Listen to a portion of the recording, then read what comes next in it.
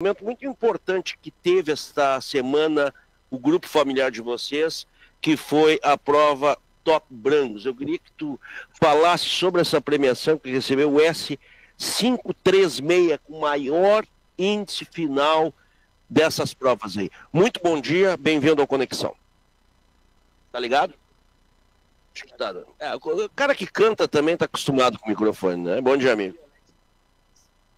Olha, bastante feliz, mas antes de falar propriamente sobre esse animal e a Top Brancos em si, até por uma questão de associativismo e do trabalho que a gente tem desenvolvido em ambas as associações, principalmente eu no caso de Hereford e Braford, que já venho há mais tempo atuando e tive a oportunidade de ser presidente do Conselho Técnico numa gestão. Eu acho que nós temos que frisar a oportunidade que nós estamos tendo no nosso estado e dentro das nossas associações para realizar provas desse quilate, desse gabarito. Nós estamos falando de provas que hoje estão na vanguarda do melhoramento genético no mundo, realizadas só em países que têm uma pecuária extremamente desenvolvida e que tem por objetivo tanto a prova da Hereford, que é realizada em conjunto com a Embrapa Bagé, e a da Brancos, realizada na Estação Experimental Agronômica da URGS, de identificar animais mais eficientes, ou seja, animais que consomem menos pasto para atingir determinado ganho de peso proposto, de acordo com as exigências nutricionais, né, propostas pelo NRC, ou seja, e diante de todo esse sentido de uma pecuária mais eficiente, que produz com menos recursos, emitindo inclusive menos metano, que é uma das partes de peculiaridades dessa prova realizada na Embrapa, que nós temos a medição desse fator.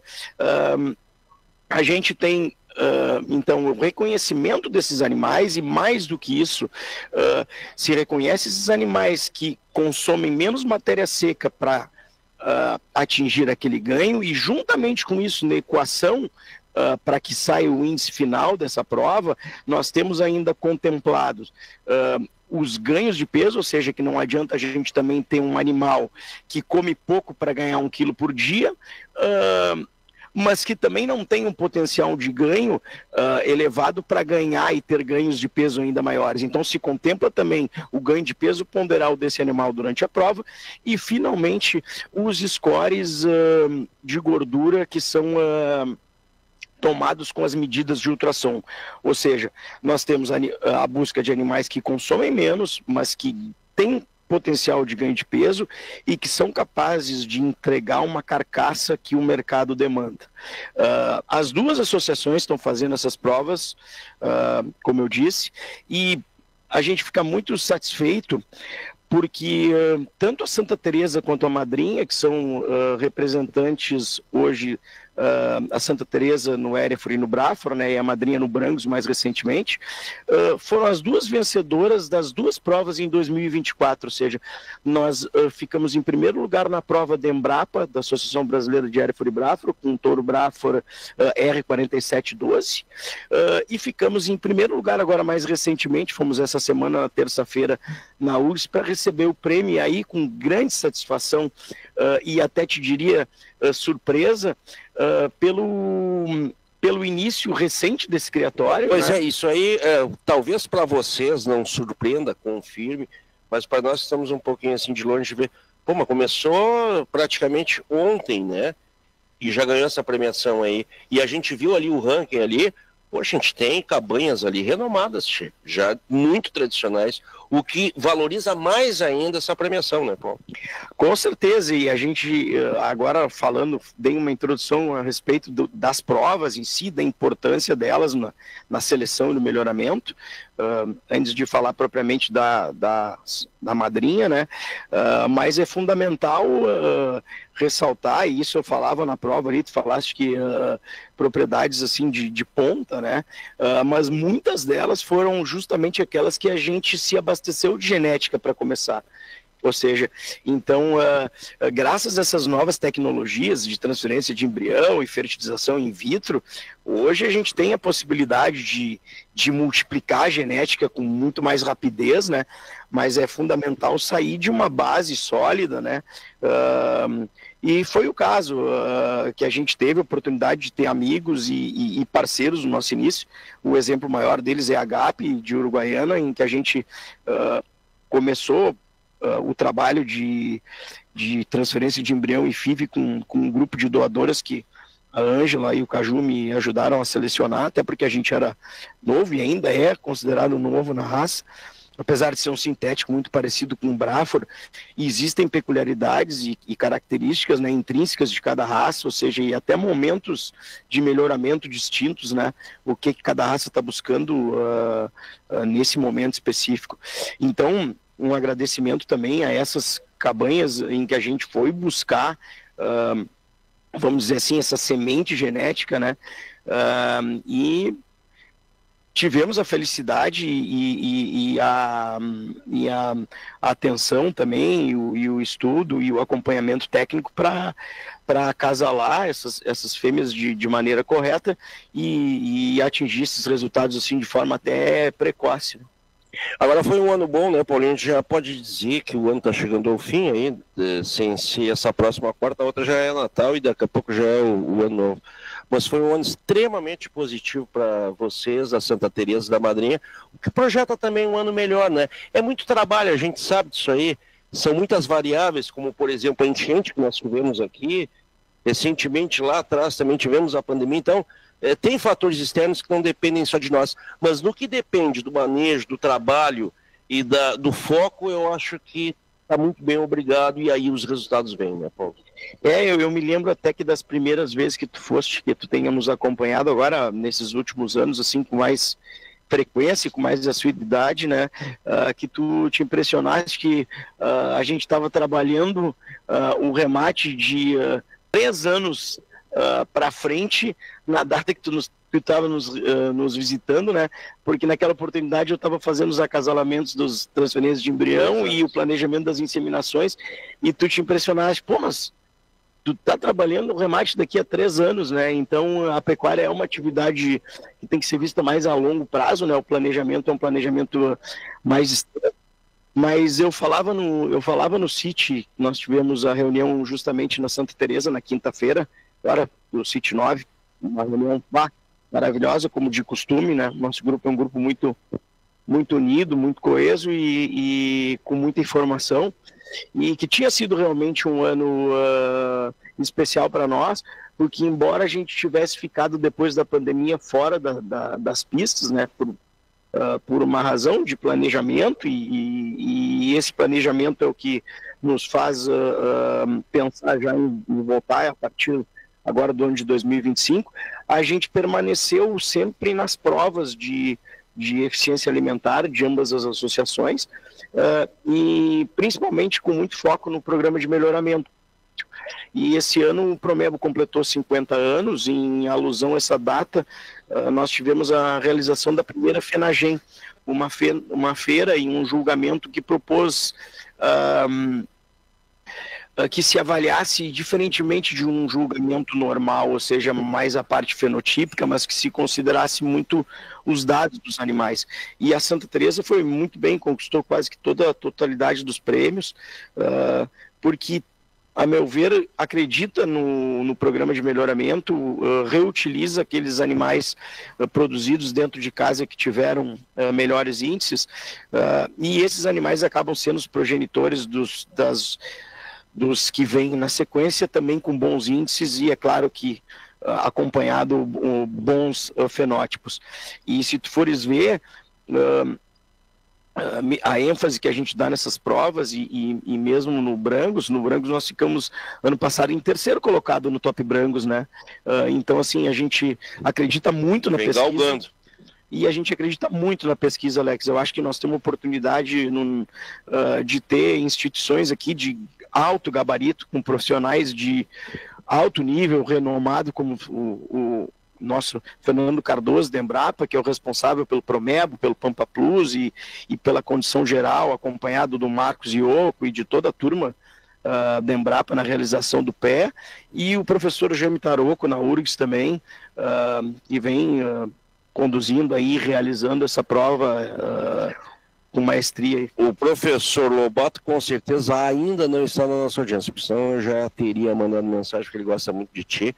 Fechamos também já uma parceria aí com a Associação Nacional dos Criadores Herbicolares, que é o Joaquim Vidiegas, para o ano que vem nós estarmos lá na FENAGEM também nessa parceria. Esse ano foi tudo meio em cima do laço, nós acertamos essa parceria.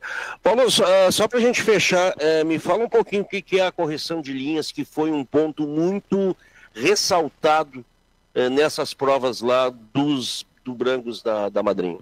E quando tu fala em correção de linhas, mais especificamente ali que eles ressaltaram, né, foi a questão da correção de linha inferior, que é a correção de prepúcio, né, uma característica muito importante na seleção das raças sintéticas, principalmente porque dos zebuínos vem essa característica de um prepúcio mais proeminente, né, que para nós que trabalhamos na maioria das vezes em campos mais sujos, com pasto mais alto, acaba sendo um problema. A nossa busca é a seleção de prepúcios corrigidos. O sintético ele tem um prepúcio mais proeminente do que o britânico, que vai ter que ter, até porque isso é que dá aquele couro mais frouxo, a resistência a carrapato, mas dentro das linhagens que a gente tem dentro da seleção, a gente busca isso, animais não a madrinha, mas nós como um todo, corpo, conselho técnico, produtores dentro da associação, né?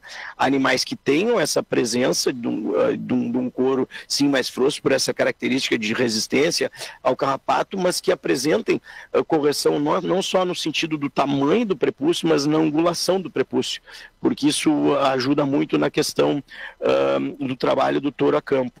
Essa é a correção da linha inferior, né? E a correção da linha superior se refere mais à questão do lombo do animal, ou seja, um lombo parelho, ou seja, retilíneo, né? Que o animal, quando se locomove, mantenha esse lombo dessa forma, ou seja, que garante não só a questão de locomoção e longevidade desse animal durante os anos em que ele vai estar reproduzindo, né? Mas também como um lombo ali repleto de carne, porque ali sim ficam as massas musculares de maior valor agregado, juntamente com do posterior, e que tem uma correlação extremamente alta com os rendimentos de carcaça, ou seja, por isso que essa prova preconiza isso, não só a questão de se medir os animais mais eficientes, mas através da medida de ultrassonografia, identificar animais que têm uma maior área de olho de lombo, que está correlacionada com maior rendimento de carcaça e o maior rendimento dos cortes nobres, né, na carcaça. Paulo, para a gente fechar mesmo, aproveitar, eu sei que tu vive a pecuária, né? A gente precisa falar um pouquinho sobre remuneração ao produtor, até porque nós temos tido nesses últimos anos aí uma depressão de preços, né, da pecuária. Some-se isso aí, um protagonismo muito grande dos grãos, né, da cultura de grãos, o que fez com que a pecuária ela ficasse um pouco de lado. Mas eu noto que nesse ano, principalmente nesse segundo semestre, nós começamos a ter uma valorização maior. E isso está muito ligado, essa questão de preço está muito ligado, logicamente, à quantidade e à forma como o pessoal produz. Como é que tu vê esse fechamento de ano em termos de remuneração e projeções para o ano que vem? Quando tu falaste de um ano especial para Santa Teresa, eu te conheço, a gente conversa muito, eu tinha quase que certeza que tu iria terminar a tua pergunta projetando o ano e falando que era um momento não bom só para Santa Teresa e para a Madrinha, mas para a pecuária de forma geral, né? Mas sabia que essa pergunta ela ia acabar aparecendo em determinado momento. Eu acho que sim, eu acho que o prognóstico é excelente. Nós tivemos praticamente uma valorização aí de 30% até 40% em determinadas categorias, né? Nós tivemos o final daquele ciclo pecuário ainda agravado não só pela questão cronológica do ciclo, mas pela questão dos efeitos ambientais que nós sofremos nessa enchente, ou seja, o pessoal, a pecuária na baixa e ainda todo mundo com pouca comida.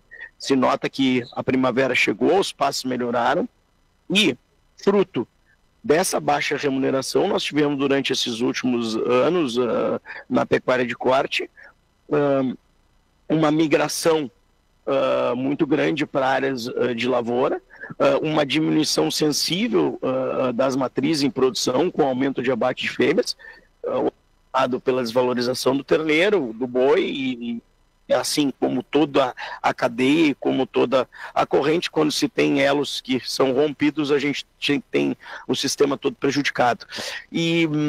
Mas eu acredito que agora, e o mercado está nos mostrando isso, nós vamos ter uma recuperação, eu acho que significativa, muito bem alicerçada, e tivemos, além disso, a questão dos anos de seca, né, Alex, com taxas de prenhez bastante inferiores, e isso ocasionou, e já está ocasionando, um desabastecimento de terneiro, que eu acredito que vai ser mais severo ainda nos próximos 2 anos, porque nós vamos levar tempo para recuperar isso, e com certeza, eu acho que o nosso futuro próximo é um futuro promissor. A gente tem que ter sempre cautela, mas eu acho que passamos essa parte ruim do ciclo e fundamentalmente dizer que era essencial que essa valorização voltasse por uma questão não só do merecimento de trabalho, mas dos custos intrínsecos, né, para produzir e da mão de obra, não mão de obra só no campo, mas do trabalho muito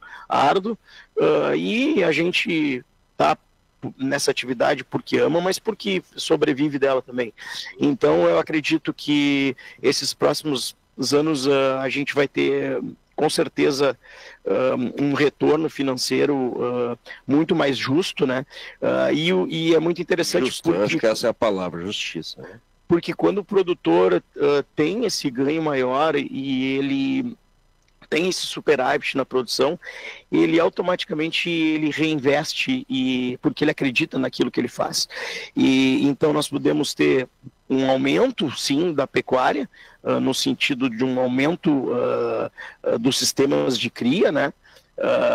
Um equilíbrio maior entre as áreas de pecuária e as áreas de lavoura, mas lembrando sempre que eu acho que a palavra-chave talvez aí seja integração lavoura e pecuária, porque para nós fazermos uma pecuária hoje com a necessidade produtiva e de velocidade de produção que a gente precisa, nós vamos ter que ter invariavelmente, a não ser em casos muito específicos, a lavoura junto, mas eu acredito que 2020, ali os próximos 2-3 anos, a gente vai ter com certeza uma recuperação e uma consolidação de novo da atividade com boas remunerações. Paulo, eu quero te agradecer ao atendimento, ao convite, e desde já, né, primeiro eu acho que me congratular contigo por esse ano que está fechando, que foi muito bom, parabenizar a ti e a toda a equipe da Fazenda, assim como também a tua família que está sempre junto, né? E te desejar desde já um bom Natal para ti, para teus familiares e um baita de um ano novo. Da mesma forma, Alex, para nós que todos nós temos muita saúde e a gente possa conviver cada vez mais aí nos próximos anos, e para o pessoal que está na nossa audiência também um Feliz Natal e um ano novo aí repleto de felicidades e realizações.